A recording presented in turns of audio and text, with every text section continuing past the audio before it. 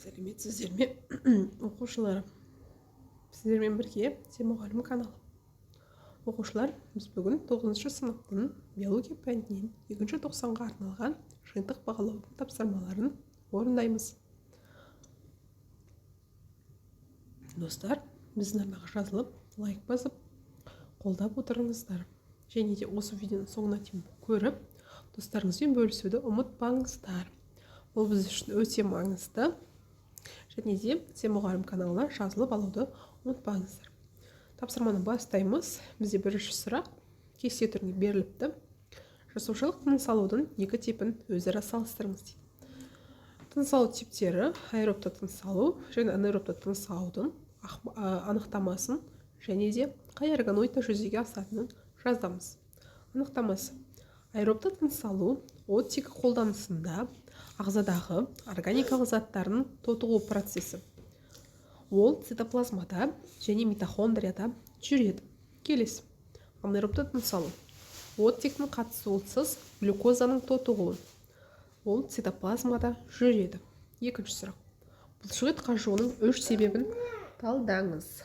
Бізде бұл бірінші: оттектің жетіспеушілігі және соның салдарынан сүт қышқылының жиналуы, сіңірдің созылуы, бұлшықет топтарын бақылайтын жүйке орталықтардың қажуы. Гликолиз нәтижесінде бұлшықетте сүт қышқылы жиналады. Көп мөлшері адам денсаулығына кері әсерін тигізеді дейді. Адамның шаршау себебінің физиологиялық механизмін тұжырымдаңыз дейді. Гликолиз нәтижесінде бұлшықетте сүт қышқылы жиналады. Көп мөлшерде адам денсаулығына кері әсерін тигізеді. Ал тыныштық күйдегі бұлшықетте қышқыл гликолиген түрінде жиналады. Келесі, төртінші сұрақ: суретке мән бере отырып, 1, 2, 3, 4 санымен берілген нефрон бөліктерінің атауы мен қызметін сипаттаңыз. Бұл жерде нефронның суреті берілмепті. Атауын жазамыз. Бізде бірінші Бауменов капсуласы, екінші проксималды илік сызық, үшінші ен ілмегі, төртінші дисталды илік сызық. Келесі сұрақ: кестеде берілген тұжырымдамаларды сәйкестендіріп, дұрыс жауабын жазыңыз дейді. Бірінші бізде кесте беріліпті. Бұл бізде ультрасүзу, реабсорбция 150 және 1,5 мл деп жазылыпты. Бізде ультрасүзу бұл бірінші реттік зәртүзіл үдерісі. Екінші реабсорбция бұл кері сіңіру үдерісі. Үшінші 150 мл бұл бірінші реттік зәртүзіледі. Ал 1,5 литр бұл бізде екінші реттік зәртүзіледі. Яғни бізде жауабы 5. Келесі сұрақ 6. Бүйрек қызметіне жағымсыз әсер ететін факторларды табыңыз. Бұл бізде артериялық қысымның жоғары болуы. 7. Сөйлемді толықтырыңыз дейді. Бұл бізде толықтырылатын сөйлемдер: бүйректің несептас ауруы, аммиак және несеп нәр. Мен ұзақ сөйлеме қояйын. Келесі сұрақ: жануарлардың бөліп шығару құрылысы мен мекен ету ортасына қарай экскрецияланатын өнімдерді талдап, кестеге толтырыңыз. Қазір біз кестені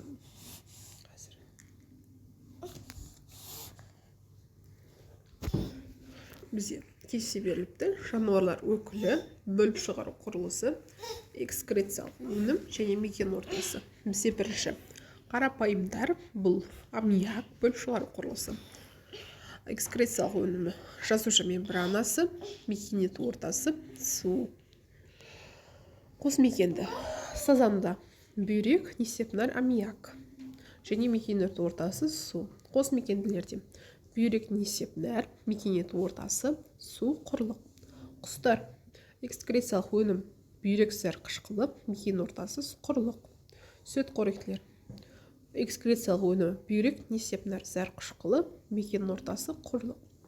8. сұрақ: берілген нейронның құрылысынан 4, 5, 6 сандарының атауын жазыңыз дейді. Біз суретті жақындатамыз. Бұл бізде 4, 5, 6. Төртінші бізде миеленген қабықша, 5 шываның жасушалары, 6 аксонның шеткі ташығы дейді. Міне қарап тұрсаңыздар. Келесі сұрақ: нейронның ішкі құрылысы мен қызметі арасындағы байланысты табыңыз, сәйкестендіріңіз дейді. Бізде нейрон бөлімдері аксон, миелинді қабықша, ранве белдеушесі және дендриттер. Қызметтері. Бізде аксонның қызметі бұл әдетте жалғыз ұзын, бойы тармақталмайды. Ұшында көпіршіктері болады. Келесі. Миелинді қабықша. Бұл бізде қызметі фосфолипид және нәруыздан тұратын ұзын жүйке талшығын қаптаған қабықшасы. Үшінші бізде ранве белдеушесі бұл шваннер жасушаларының аралық бөлігі. Аксон бөлігіндегі миелинді қабықшамен қапталмаған бөліктер. Дендриттер бұл стимулдың әсерін қабылдап, нейрон денесіне өткізетін қысқа өсінділер. Яғни бізде болады 1С, 2Б, 3А, 4Д. 10-ші сұрақ. Нейрогуморалды реттелу механизмін салыстырыңыздар. Нейрогуморалды реттелу екіге бөлінеді: жүйкелік және гуморалды реттелу. Жүйкелік реттелуге бұл әсер ету ұзақтығы қысқа, бұйрық түсу жылдамдығы тез, рефлекс арқылы реттеледі және де мүшелер жүйесі мен ми жұлын жүйкелер жатады. Екінші. Гуморалды реттелуге бұл әсер ету ұзақтығы ұзақ, бұйрық түсу жылдамдығы баяу, гормондар арқылы реттеледі және де мүшелер жүйесінде эндокриндік ішкі секреция бездері болады. Яғни бізде болады жүйкелік реттелуге 1, 4, 5, 8, гуморалдық реттелуге 2, 3, 6, 7. Хемиорецепторлар дегеніміз не? Олар иіс және дәм сезу рецепторлары. 13-ші сұрақ. Нейрокомпьютерлік интерфейс ұғымын қалай түсінесіз дейді.